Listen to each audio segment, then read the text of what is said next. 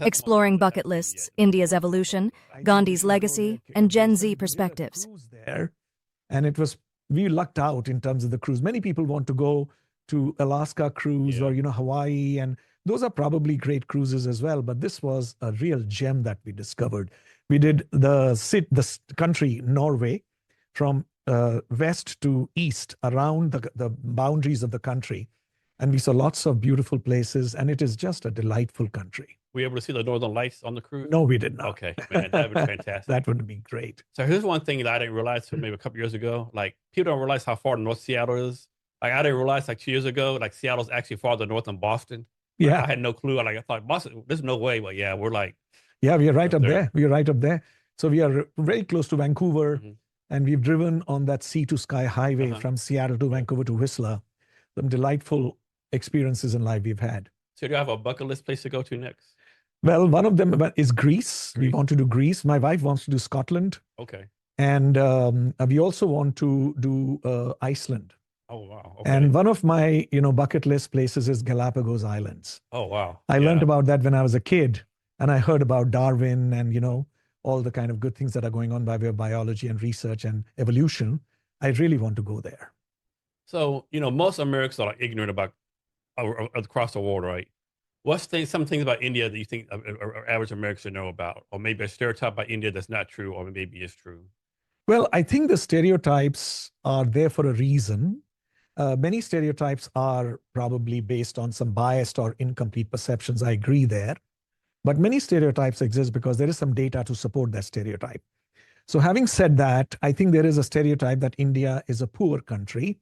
That was an accurate stereotype 40, 50, 60 years back. Today, India is not a poor country as we define poverty in terms of below poverty line. At one point in time, 60 to 70% of the population was below what was traditionally considered a poverty line. Today, it's no more than 30%. So the country has developed economically, industrially. There's a lot of, jostling for the sunshine on the global stage that is going on. And it's a very important country from a global policy perspective for US and for most of the other, developed countries. They're trying to build a relationship with India. It's also a lot in the news because of some political tensions. India is surrounded by neighbors where there's some unrest that is going on.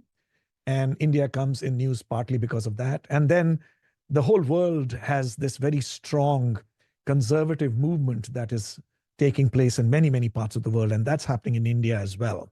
So India is now, gender equality has increased a lot. There's a lot of self-esteem which is building up in India. It got independence in 1947, which is about 77, 78 years back. And the country has gone through its low self-esteem phase after the British left. And now it is really increasing in self-esteem, self-awareness. People are speaking up a lot. People are not scared. People are not driven by certain policies that were given to the country. They want to have their own say. So all those changes are taking place in the country.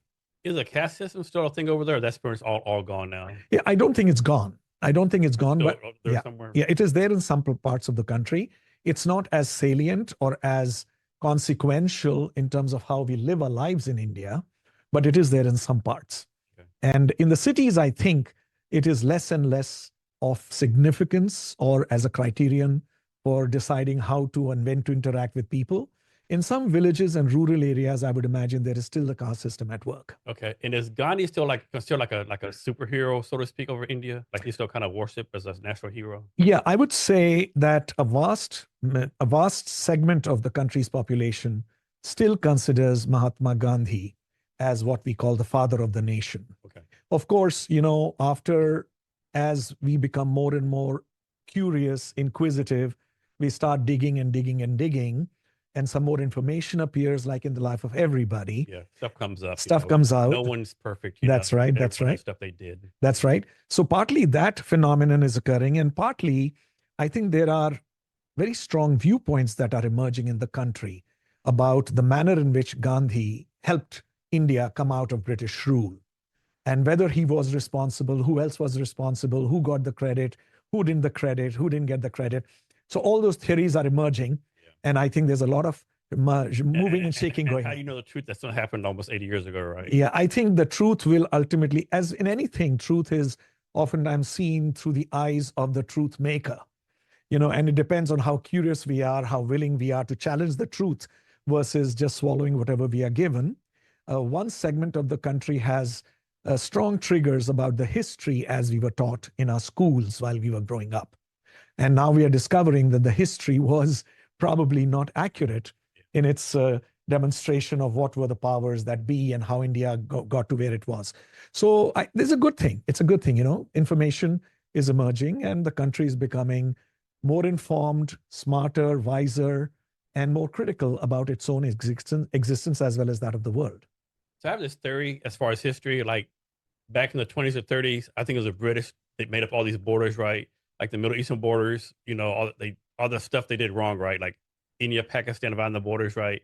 I just think so much blame should be blamed on the British, right? So what do you think about that? Yeah, and like in every country, there are people who do, the people who don't.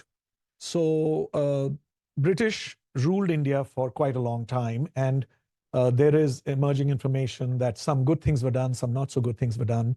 Like in colonial rule, lots of things were done which were not appropriate, and so on and so forth. And having said that, they left behind an education system which I'm benefiting from, to be perfectly honest. They built the railways for whatever reason. They built the railways for their own commerce, but the country is benefiting from it. There are hypothetical questions. Could India have done this without Britain? Did we really need the British education system? Did we need the English language? Look at Japan, look at China. They operate without the English language and so on and so forth. So yeah, those are interesting questions. Those are, devil's advocate kind of moments which we should engage in. So yeah, I mean, there were some good things done that were not some good things done. And we will have history rewritten in some ways. And we need to write our own stories, Jason.